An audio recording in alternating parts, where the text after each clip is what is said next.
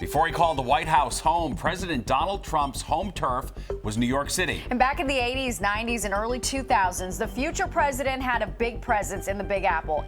In this episode of That Was the News Then, we take a look back at Trump, the New York years, and how the news covered this larger-than-life businessman.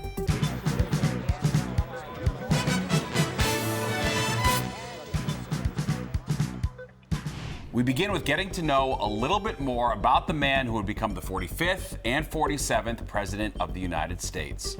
I don't do anything for money unless I'm going to enjoy doing it. If I didn't enjoy a certain project or development or whatever, whether it's football or whether it's building or whatever it is, I won't do it. I just won't do it. I won't do anything for money, for purely money. But money and Donald Trump have never been strangers. The family organization he now runs reportedly has more than $1 billion in assets.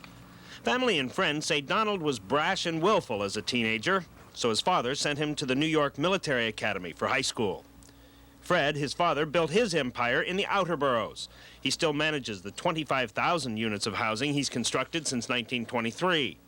Back in the summer of '82, Father Fred came to Manhattan for the topping off ceremony of his son's Trump Tower.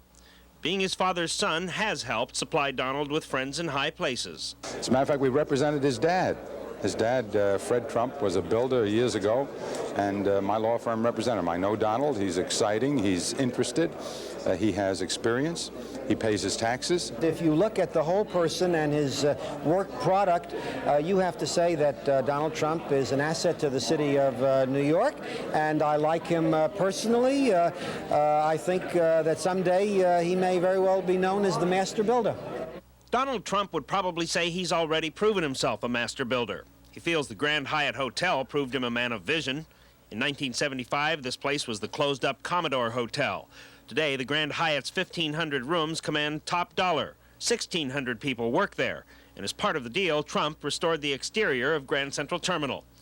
In 1979, Donald convinced the city and state to pay him $25 million for the Penn Central rail yards at West 30th Street. Critics say it was a terrible place to build a new convention center. No transportation, no parking. But Trump says the most awful thing about the place is the state and the city wouldn't let him build it. He says that's why the center will be open 2 years behind schedule with cost overruns of at least $125 million. I get very frustrated when I see what happened to the convention hall and the kind of cost overruns and everything else that are now projected for the convention center. It should have been built. It should have been open right now. Trump is building the biggest hotel casino in all of Atlantic City. Harrah's at Trump Plaza is set to open in May. There's a Trump Plaza in New York City, too, a 40-story, $50 million co-op apartment house going up on 3rd Avenue. Trump's not saying what he wants to do with this place. No tinned-up tenement, this 100-unit apartment house on Central Park South at 6th Avenue will be torn down as soon as Donald can get all the tenants out. Trump says he has millionaires there living in rent-controlled flats. When Donald offered to put some of the city's homeless people in vacant apartments there, the city turned him down. You walk down the streets today and you see people freezing. And I said, put them in those apartments. Can you blame people for looking a little askance at that and saying, well, isn't it going to be quite unpleasant for these millionaires who live in this building? Isn't that part of what's in the back of your mind? I don't blame them. I don't blame them. I must tell you, and it's not in the back of my mind. All I can say is that we have in Midtown Manhattan possibly the only 20 vacant apartments in all of Midtown Manhattan. And they're being heated, and there's hot water. And I say, let the people stay in there until we get the entire possession. No project pleases Donald Trump more than the 68-story Trump Tower he built atop Bonwit Tellers and Tiffany's. I always like going first class. Trump Tower is the ultimate in first class, and that's why it's been successful. First class is an understatement when it comes to the triplex apartment Donald, his wife, and 3 children will occupy atop the Trump Tower. There are 3 other triplexes. The one with the swimming pool in it sold for more than $12 million and sports monthly carrying charges of $5,000, utilities not included. In all, the 263 apartments in Trump Tower will bring in $270 million. 90% of them are already sold. Donald Trump likes to call his tower the world's most talked about address. Opulent is one of many adjectives that could be used to describe the 6-story atrium where shops are paying monthly rents of up to $400 per square foot. In all, Trump expects the commercial portion of the tower to generate $28 million a year in rents. So why does Donald Trump continue to fight the city in court, demanding tens of millions of dollars in tax abatements under a statute critics call welfare for the wealthy? We wouldn't have built housing if we didn't think we were going to get the tax abatement. When that's denied to me, but all of these other people, including in Aristotle and Estes, they get it. I really do it out of a sense of fairness. It was unfair. Most people wouldn't even dream of doing the things that you do on a day-to-day basis. So what are your dreams?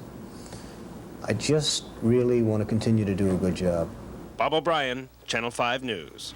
In 1987, Donald Trump was asked if he was interested in being president of the United States. Here's what he had to say back then. On the Republican side, there's speculation that developer Donald Trump may throw his hat into the ring. His name is already well known to millions of Americans, thanks to the Trump Tower and other real estate holdings. The speculation was fueled by ads that Trump took in 3 newspapers today. Christopher Jones has that story. To this morning's readers of the New York Times, the Washington Post, and the Boston Globe, Donald Trump's full-page open letter to the American people may have looked like a rich man speaking out on American foreign policy. Why'd you write the letter? Because I'm frustrated at looking and seeing the stupidity of what's going on in this country with respect to essentially our foreign policy. Fair enough, but some ask, would Donald Trump pay $95,000 to complain about foreign policy, or is this his way of saying he's running for president? The ads come at a time when a draft Trump movement is building steam in New Hampshire. So we asked him, Are you running for president? Absolutely not. I'm not running. I have no intention of running. I'm greatly honored that this New Hampshire group sees fit to choose me as opposed to others, because it's a very credible group. Everybody's been trying to get their support, and I'm very honored. And anybody would. We may have to wait to see how most of the nation takes to Donald Trump, but at least one New Yorker has already made up his mind. I find those ads ridiculous. He spent $100,000 for self-advertisements. Who's really interested in his foreign policy? Anybody? Maybe Mrs. Trump.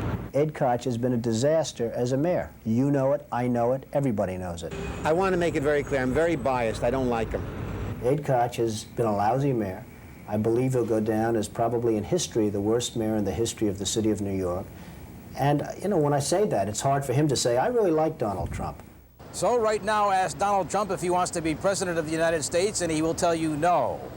But if a wave of support develops for him in New Hampshire, don't look for Donald Trump to get out of the water.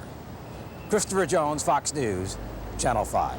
But in 1999, his political ambitions changed course, and Trump took the first step towards the presidency. Guess what the top news story is?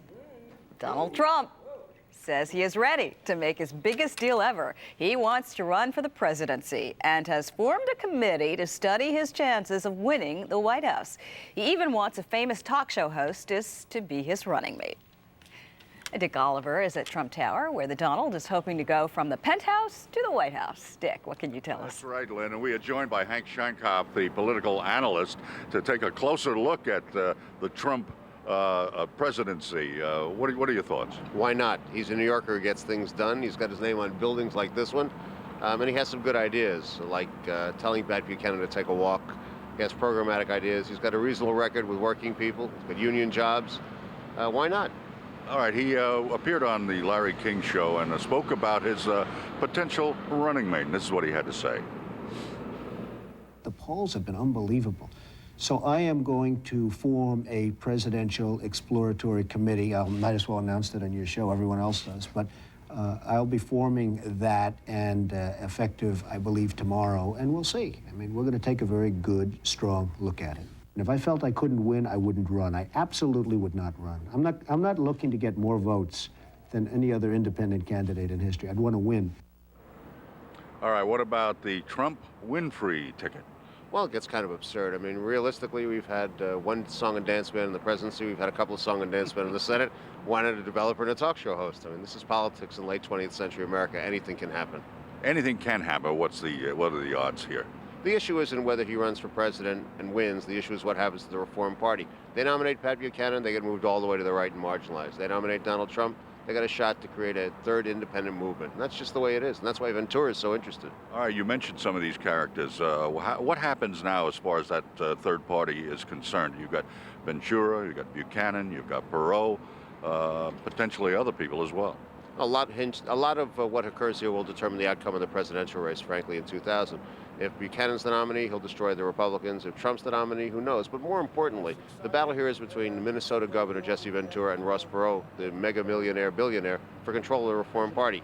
If Buchanan, who is Perot's candidate, is the nominee, they'll be marginalized and moved all the way to the right. If Trump's the nominee, potentially they've got a shot to be a third force where they'll get some votes. Generally speaking, what is the effect of third parties on the two major parties? Well, if you look at '92 in the presidential campaign, certainly Ross Perot's run for president, which was serious.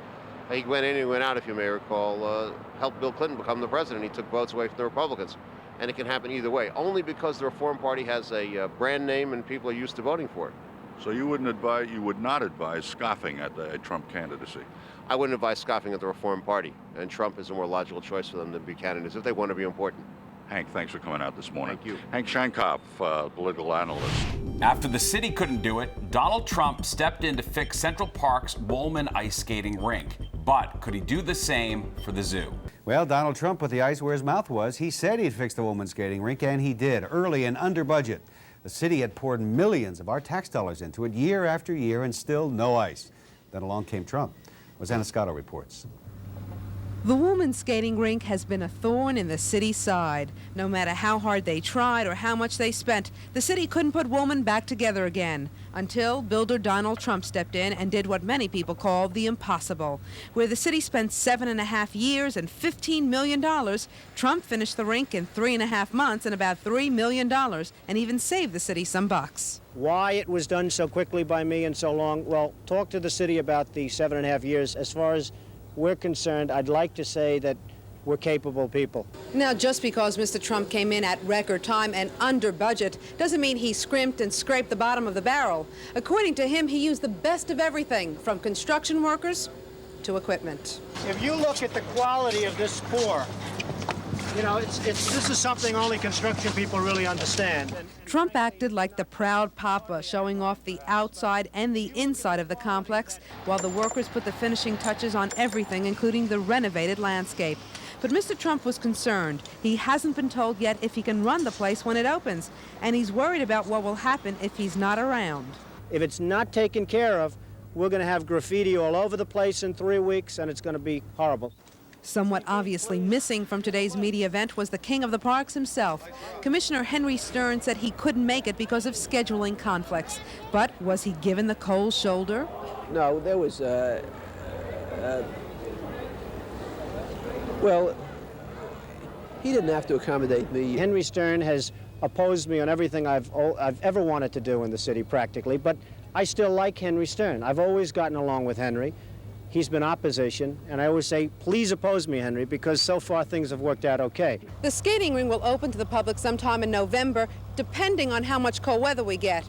But either way, on November 22nd, there will be a big opening night gala with stars like Dorothy Hamill, Peggy Fleming, and Scott Hamilton performing for free, only for Trump. From the Woolman Skating Ring in Central Park, Rosanna Scotto, Channel 5 News.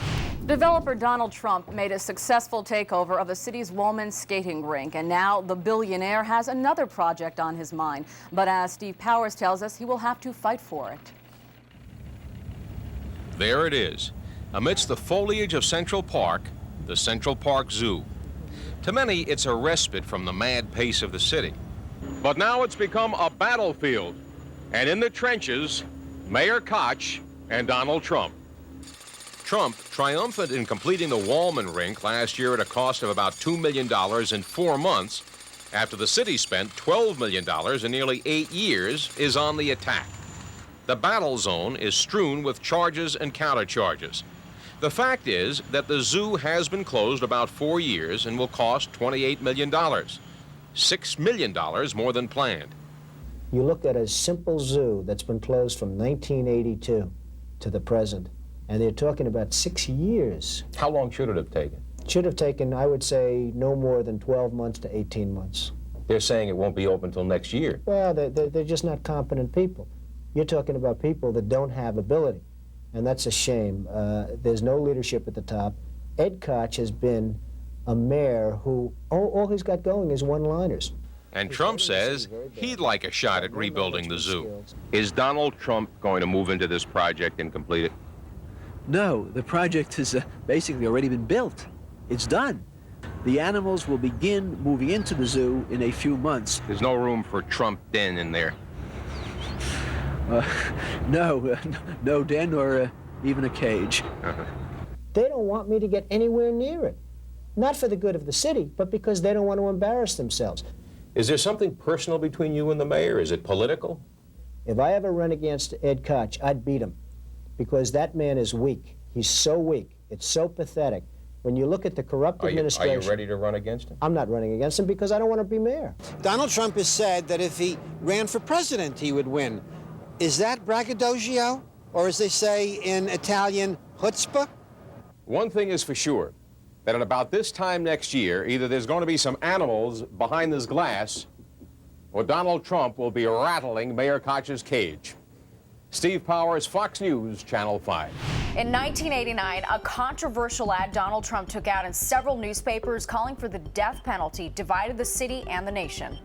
The personal tragedy of that young female jogger and her friends and family erupted into a bitter public controversy today. Pablo Guzman has that story. One of the city's best-known names, Donald Trump, took the incident that occurred in Central Park to launch full-page ads in the 4 dailies calling for the death penalty and support of the police. The lawyers, and boy do I know lawyers, they laugh at our justice system because they can keep these young men out of court for years. The Trump ad is an ad which conveys that Donald Trump is filled with hate.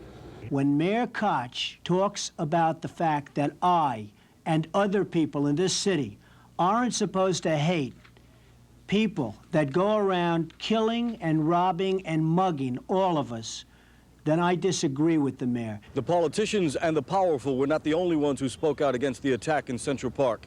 The children were heard from also. The occasion was a calling together of about 100 student leaders from the junior high schools and high schools to focus students' thoughts on the violence in the park and what such violence says and does not say about our young people. They had families who loved them, friends who cared. How could this have happened? Families can hope, protect, discipline, love, and pray for us. At some point, we are on our own. All debates set aside, the bottom line in this case is the crime itself. The police and the Manhattan DA are continuing their investigation, and within the next week and a half, they expect to have more pieces of the puzzle put together. They have to. After all, given the severity of her injuries, the victim in this case is not expected to testify as a witness on her own behalf. From Central Park, I'm Pablo Guzman, Fox News, Channel 5.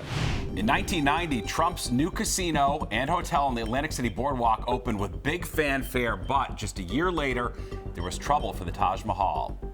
Donald Trump gave the high rollers the moon and stars tonight, along with a fancy laser show and fireworks to open his Taj Mahal. He's hoping they will give him at least $1 million a day at the gaming tables. That's just to break even. Robin Carter is inside the Taj right now in Atlantic City with a look at the big opening night party for you. Robin? Well, John, from the sound of those slot machines behind me, it sounds as if Donald Trump is already breaking even, but let's face it, who really cares about that? What everybody wanted to know tonight was who was the Donald going to bring as his date for the Big Bash. Well, the party is still going on in a ballroom upstairs, so the night is still young. But I can tell you, so far we have not seen the alleged other woman, Marla Maples. So far we have not seen Ivana Trump, who a lot of people thought might show up. A lot of people thought that the Trumps might kiss and make up at this Big Bash. And so far we have not seen the alleged mystery guest, who a lot of folks thought might be Michael Jackson, because he is going to be here tomorrow for a private tour. So as far as the celebrity count goes, this wasn't exactly the party of the decade, but Donald Trump did stage a carnival here tonight in a city that revels in pseudo-glitz. Here goes nothing.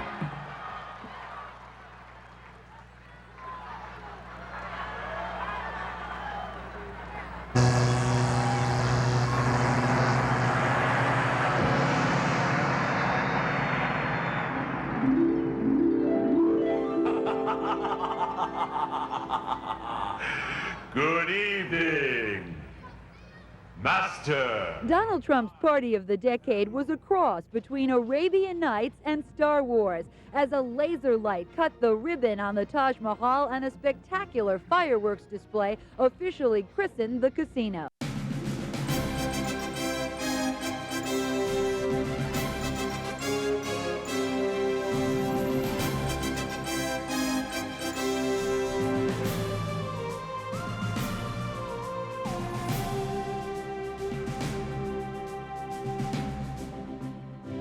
Earlier, a triumphant Trump told the adoring crowd his billion-dollar baby is already paying off. They talked about $1 million a day. I think, Bucky, we've done that in the first few hours. We have a lot of surprises. This building is a winner. Nobody's seen anything like it. The reviews have been unanimous raves. I've never been more delighted. I always thought when I did Trump Tower in New York, that was always going to have a special place, and it will.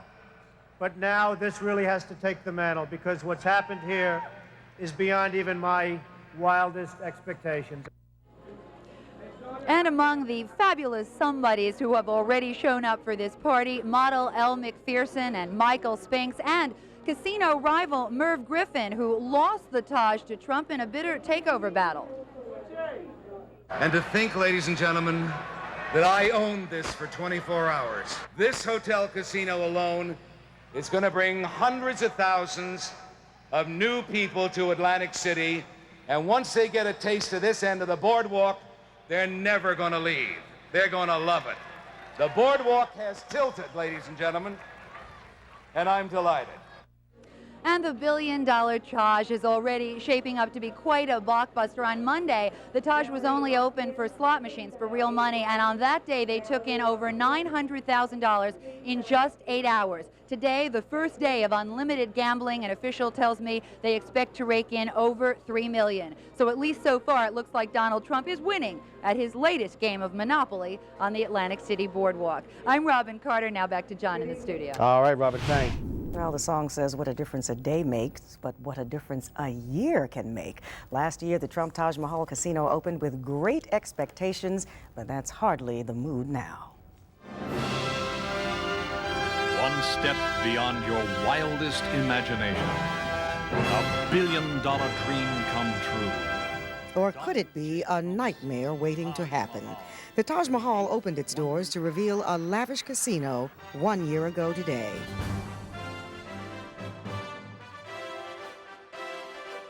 There was much fanfare and ballyhoo, but the ballyhoo has turned to boohoo as Donald Trump's Taj Mahal failed to meet its great expectations. So far, it's staying afloat. He's making payroll because of there's cash flow. His biggest problem is paying bondholders, and he's barely made his payments. Although the Taj Mahal has led Atlantic City's casinos in gross gaming revenues since it opened, it's had to struggle to meet the average daily intake that analysts predicted it needed to break even. The original estimate was that he had to make $1.3 million a day to break even, which would have meant somewhere around $400 million in the year in gross revenues, which no casino's ever even approached. After he has restructured his loans, I believe the dollar figure now is somewhere around $800,000 a day.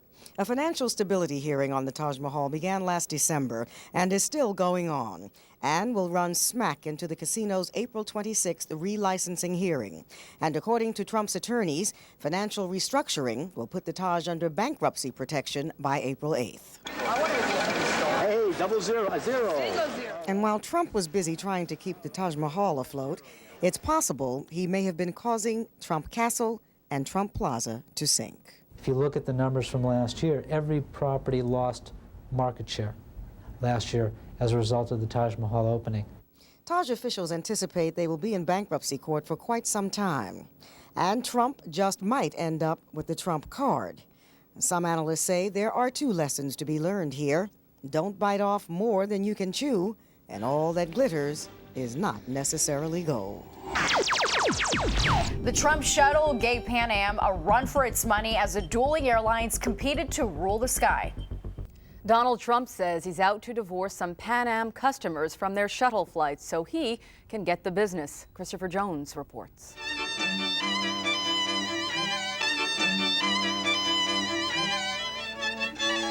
It was back in June of last year that the king of the deal, the man we have come to know as the Donald, made good on a dream and bought himself a major operation in the lucrative air corridors connecting New York with Washington and Boston. Champagne, strings, and an eager Donald Trump gave notice on opening day that Trump would not miss a beat when it came to promoting the shuttle he named, of course, for himself.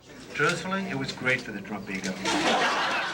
Right from opening day, Donald Trump has known two things about what he must do to make the Trump shuttle a big success: get there on time and get there safely. On the time issue, he proved to be just a little bit sensitive. You got off 17 minutes late, Mr. Trump. Well, that's because of you guys. We couldn't get your cameras on the plane. The Trump shuttle is a major moneymaker, and so is its major competition, the Pan Am shuttle. But Trump is trying to grab a bigger share of the lucrative, mostly business traveler market, and for the rest of March, Trump will offer what he calls an unconditional guarantee. Essentially, the Trump guarantee says that if your flight's more than 15 minutes late, you have three options. You can get 5,000 bonus miles on your frequent flyer card, or you can take a companion along free on your next weekend Trump shuttle flight, or you can get a $20 American Express restaurant certificate. And we asked a few people what they'd take and if it made any difference. I don't think they'll make very much difference in the long run. I think we're more concerned about the quality of the service. We got something this morning. We were late, going to Boston this morning. You were? Yeah. And what did you take? The $20, the free meal or whatever. I was actually hoping that we were going to be late. I got $20, which I already applied to my lunch. Pan Am says it doesn't plan to match the Trump offer. The Pan Am spokesman says Pan Am feels its passengers already know the Pan Am shuttle will arrive on time. Still, as Pan Am may discover, it's nice to be on time, but if there's a freebie attached, some may prefer to be just a little bit late. Christopher Jones, Fox News, Channel 5. The early 90s brought trouble for Trump as his business empire was rocked by money problems. The news media love to create heroes. The only thing they like better is tearing them apart. Donald Trump used to be the darling of the media. Now he's the latest target. Christopher Jones reports. Call it Donald Trump's worst nightmare. His name may no longer mean success. Not if you read the New York tabloids, anyway. The unthinkable has happened. Trump may be caught in a financial vice, and if the reports are true, the banks are beginning to squeeze, worried about the more than $2 billion the Donald owes them. The talk of the possible collapse of the Trump empire began in earnest Monday on the front page of the Wall Street Journal. Trump himself confirmed he was having talks with his bankers, but called the discussions cooperative and constructive. But for a man who plays close to the vest and likes to exude total confidence, the very fact the statement was made marked a new phase. All is clearly not well. The door has been opened for doubt and for jokes.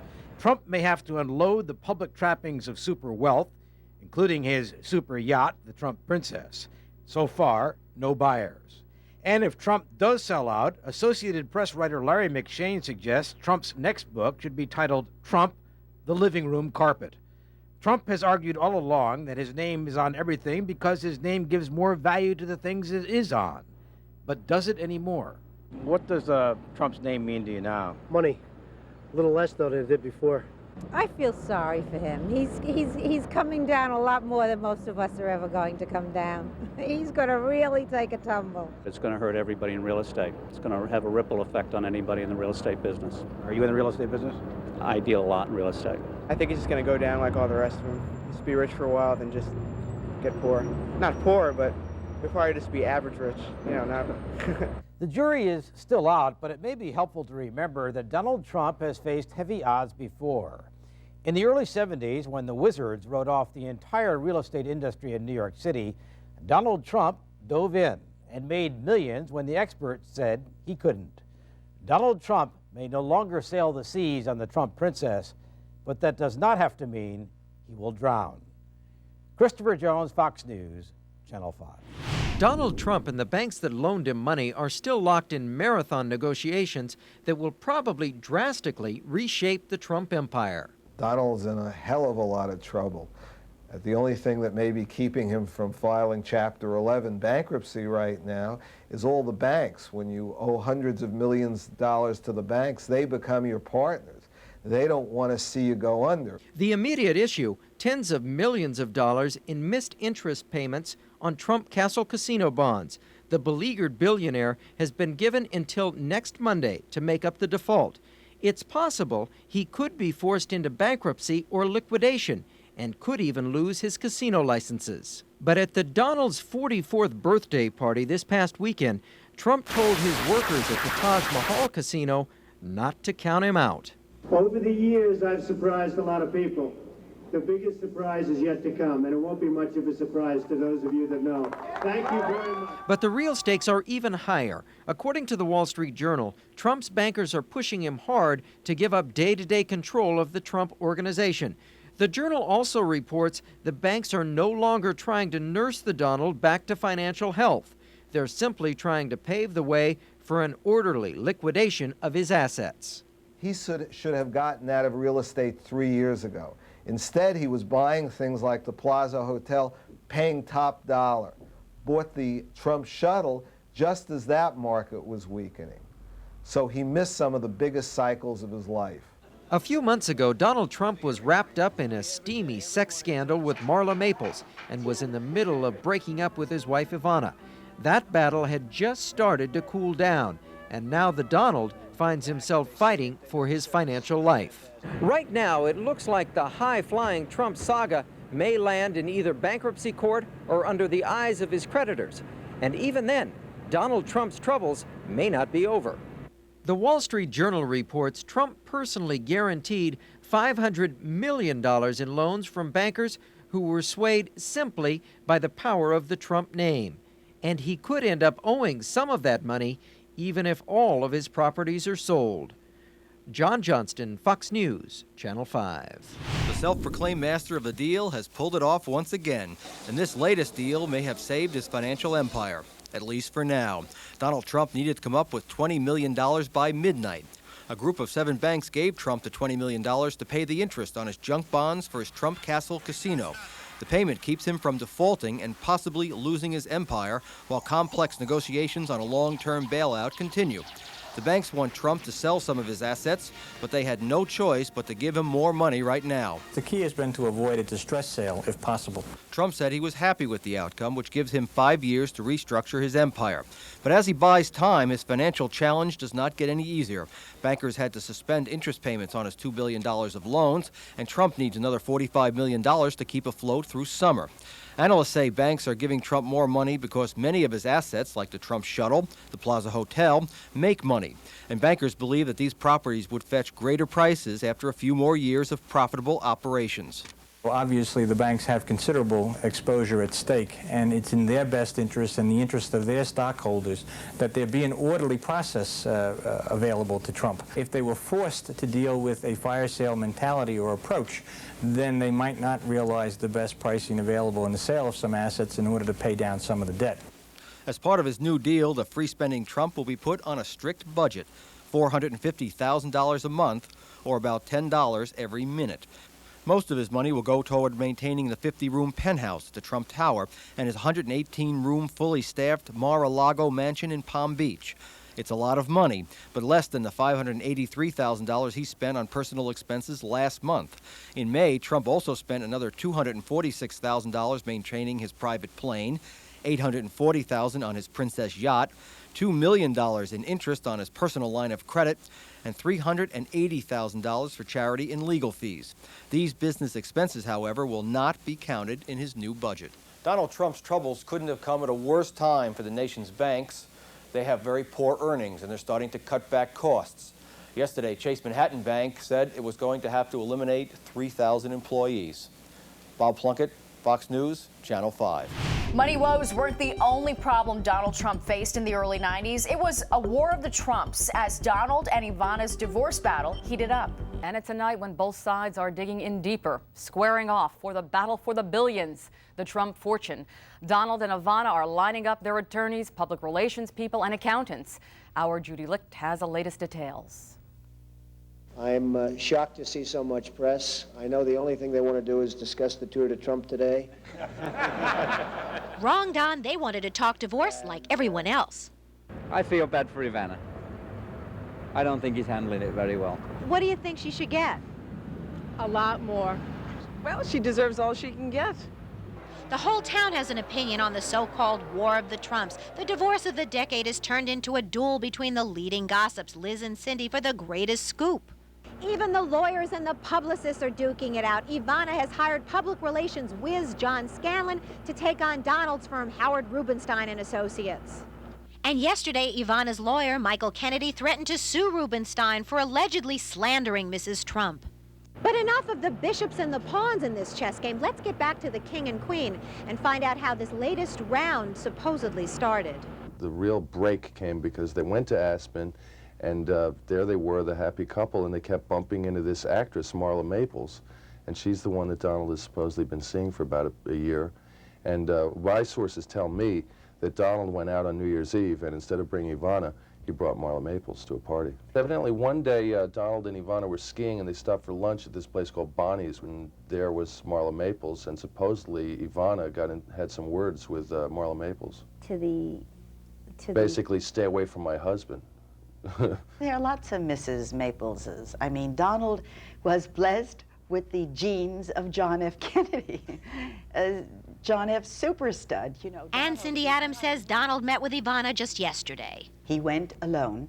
It was a very emotional meeting. She was totally drained. She was crying. It was a very heavy, heavy situation.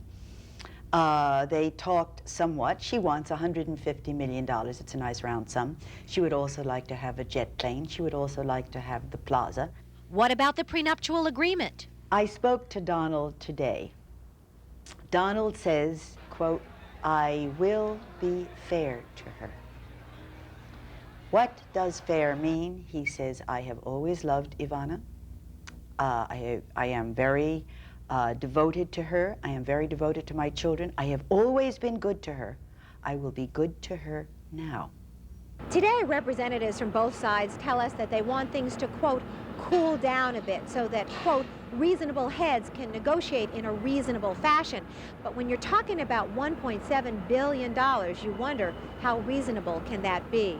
Judy Licht, Fox News, Channel 5. Donald and Ivana Trump have officially ended their 12-year marriage. The two were divorced today after months of gossip and scandal. And while the knot may have been untied, many loose ends remain. Eric Shawn has our story. I've treated Ivana very well. I will continue to treat Ivana very well. I think everybody knows that. All of the people that know me know that. Donald Trump is a man who, it seems, gets what he wants. And now Trump is once again a bachelor, thanks to Ivana, his former wife. Behind this closed door at Manhattan Civil Court, the Trumps officially split. The divorce was granted to Mrs. Trump by New York State Court Judge Phyllis Gangle Jacob, who wrote it was based on Mr. Trump's cruel and inhuman treatment, such as made it unfaith or improper to continue to be married. At the Plaza Hotel just hours after the divorce was made final, Trump said he has not yet decided if his ex-wife will remain as hotel president. I haven't really made that determination. It'll be made over a period of time. The divorce comes after 12 years of marriage, 3 kids, an empire, a yacht, estates, hotels, a breakup, near bankruptcy, Marla Maples, and last week another new playmate, Miami model Ruann Brewer. He said, what a great time for a divorce to come about when there is a recession and everybody thinks that I'm not worth very much money. Ivana is still pressing ahead with her lawsuit to throw out the $25 million postnuptial agreement she signed, but now claims is invalid because Donald was allegedly cheating on her. That $25 million is not there, I believe, so she has the right medicine, but too late in the illness. Lawyers for both sides refuse to discuss the divorce, which will have no effect on the maintenance, child support, or other money issues that should go to trial this spring. So while the Trump marital union has legally ended, it seems the domestic saga of New York's most famous divorcee and her ex will play out on the front pages in coming months. At Civil Court, I'm Eric Shawn, Fox News, Channel 5. It was the clash of the titans, the business titans that is, when Donald Trump and real estate powerhouse Leona Helmsley took their dislike for each other public. And Donald Trump and Leona Helmsley now agree on one thing. It's how much they dislike each other. And the war of words is growing. Christopher Jones reports. One might think that when the mighty fall, at least they might have some sympathy for those plummeting with them. But while Donald Trump and Leona Helmsley have been to the mountaintop, they have not exactly been ennobled by the experience. In case more evidence is necessary, the November issue of Playboy magazine carries an interview with Leona, better known as the Queen of Mean, the title of an upcoming CBS television movie. He charges that the owners of the building, that's me, Leona, and their sales brokers, that's you. Get to the point. We may get to know a little bit more about Leona when the movie airs, but we already know just how she feels about Donald Trump. After telling Playboy she did not want to talk about Trump, she proceeded to lash out at him. "You watch," she said, "he's going to be left flat on his can, and it couldn't happen to a nicer person." Her attack was a clear response to Trump's own remarks to Playboy, published earlier this year. Trump on Leona. "She is a vicious, horrible woman who has systematically destroyed the Helmsley name." Leona on Trump. "I wouldn't believe Donald Trump if his tongue was notarized." Trump on Leona. "Leona Helmsley set the women's movement back 50 years. She is a living nightmare, and to be married to her must be like living in hell." Leona on Trump. "He's a sick, sick, sick, sick boy. He lies for his own benefit, of course." Trump on Leona. "She's out of her mind, a truly evil human being." And Leona on Trump. "He's a snake. Now he doesn't have any money. If Ivana gets $1 million, she'll be lucky." And it goes on and on. But why hear more? You might get the idea that Queen of Mean and the Donald don't care for each other. I'd say it's the kettle calling the pot black. Now you've got to decide who's the kettle and who's the pot. There must be a lesson in all of this for us, the little people who pay taxes and think 3 bedrooms make a big apartment. Pick one, and then the next time you walk past Trump Tower or Helmsley Palace, smile. After all, if you owned one of those places, you'd just be miserable. Christopher Jones, Fox News, Channel 5. It didn't take long for Donald Trump to bounce back from his money problems. In 1992, things started to turn around for the Donald. 1992 certainly turned out to be a good year for Donald Trump. The man many thought was finished is now on the comeback trail and sounding as confident as ever. Fox interviewer Daphne Barak spoke with Trump recently, and Christopher Jones has the story. Donald Trump, the businessman, as superstar. Hey, folks, how we doing? The man on the street, the man and woman on the street like me. If I walk down the street, the taxi cab driver, the bus drivers, everybody screaming, "Donald, we love you, Donald, we love you, Donald." Those are the people that I like best. Those are the people that like me the best. Who likes Donald Trump in here? Hey! Who doesn't like him? Have a good time, everybody. You want to go upstairs? For a while there, it looked like Donald Trump was going to be yet another casualty of the 80s.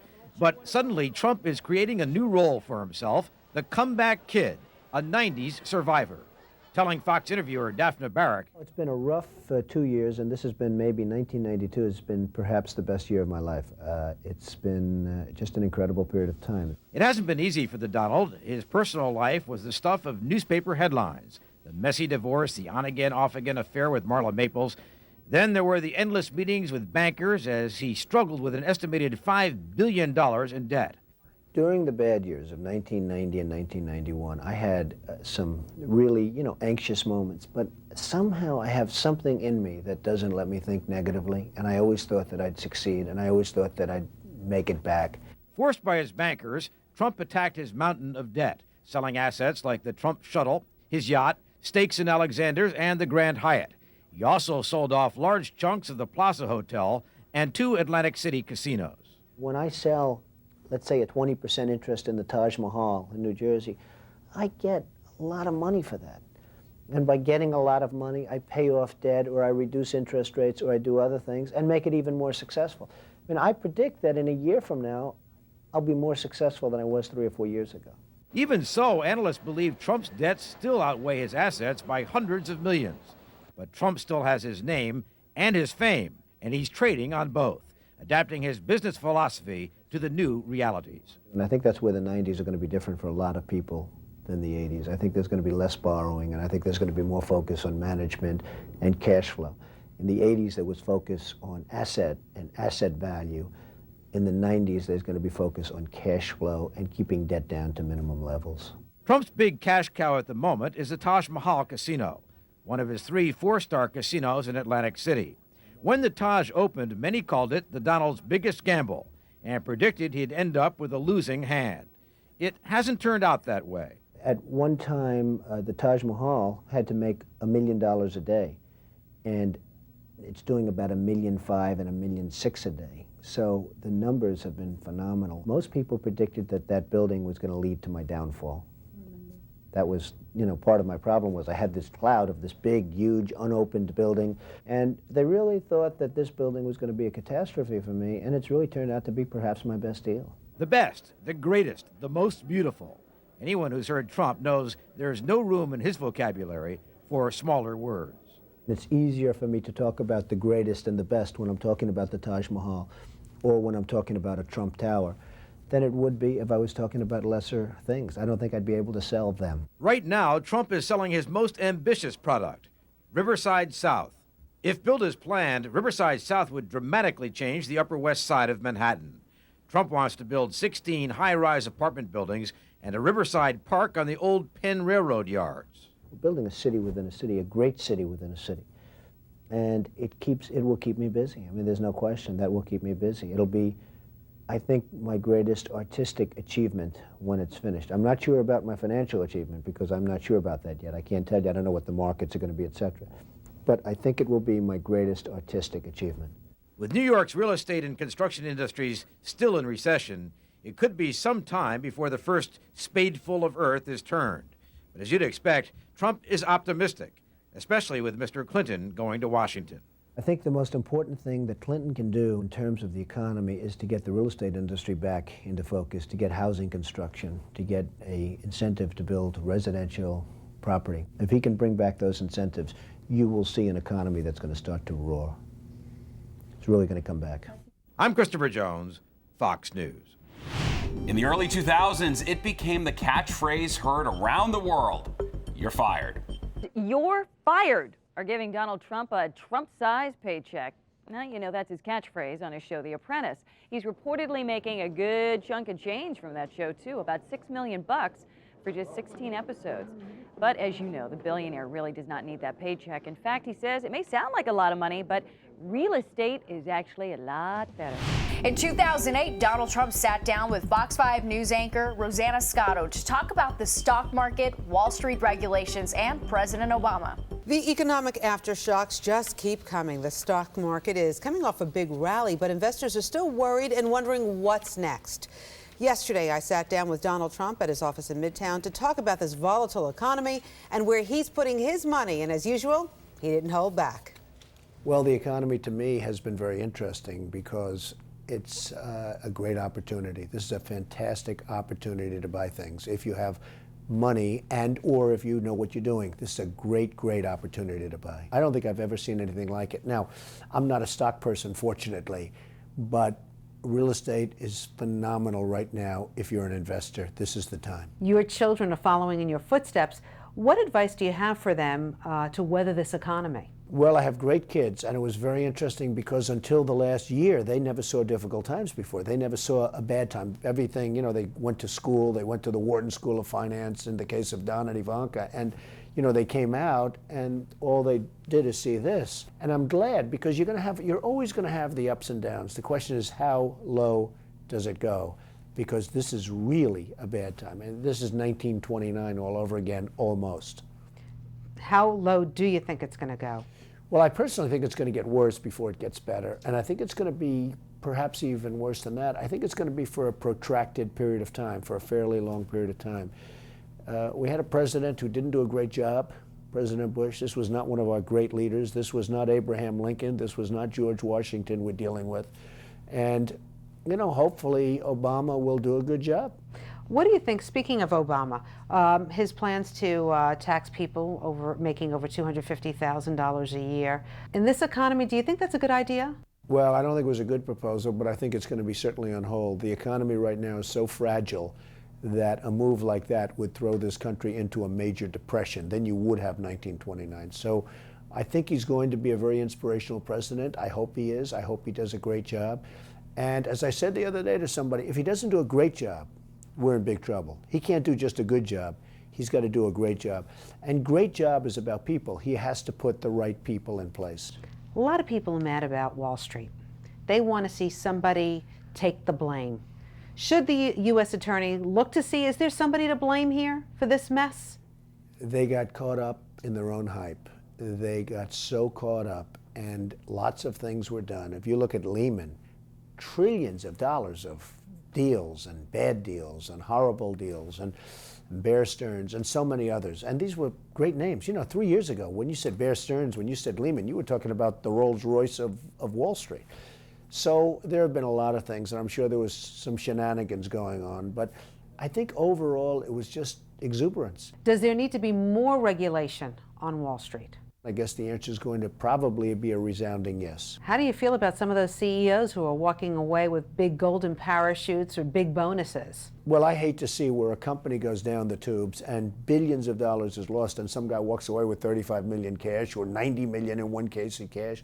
So do I hate to see that? Yes. And I certainly think when they're borrowing money from the government, all of those golden parachutes should be ended. 100%. Any advice for people who want to weather this storm? Well, I think weathering the storm is interesting. If you're young and energetic and you have a future, I think it's a great time probably to, I mean, I love real estate. It's a great time to buy real estate. I think it's a great time to probably start thinking about buying stock. Now, I'm not a stock market person, fortunately, because I have friends of mine that make money in real estate that put it in the stock market and they were always bragging how well they're doing. Guess what? They're like 50% down. And those are the conservative ones. They're dying. But I think now, you know, I've never been a stock market person. I think now I'm thinking about going into the stock market. And that was the news then.